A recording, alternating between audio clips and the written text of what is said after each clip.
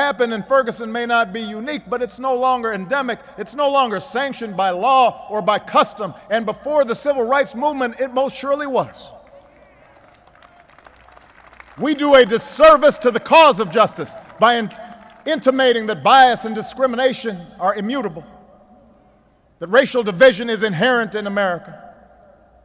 If you think nothing's changed in the past 50 years, ask somebody who lived through the Selma or Chicago or Los Angeles of the 1950s. Ask the female CEO who once might have been assigned to the secretarial pool if nothing's changed. Ask your gay friend if it's easier to be out and proud in America now than it was 30 years ago. To deny this progress, this hard-won progress, our progress, would be to rob us of our own agency, our own capacity, our responsibility to do what we can to make America better.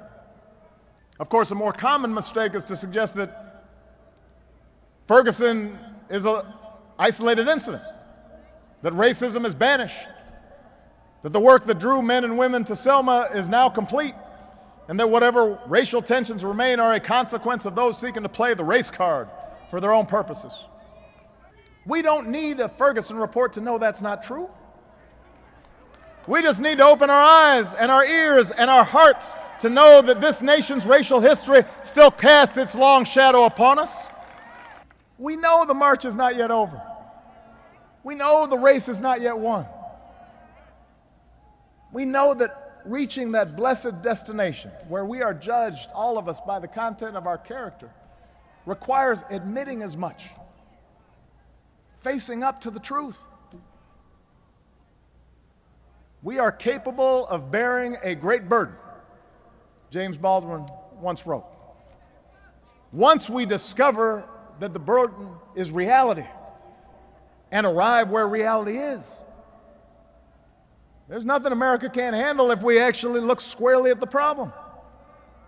And this is work for all Americans, not just some, not just whites, not just blacks. If we want to honor the courage of those who marched that day, then all of us are called to possess their moral imagination. All of us will need to feel as they did the fierce urgency of now. All of us need to recognize, as they did, that change depends on our actions, on our attitudes, the things we teach our children.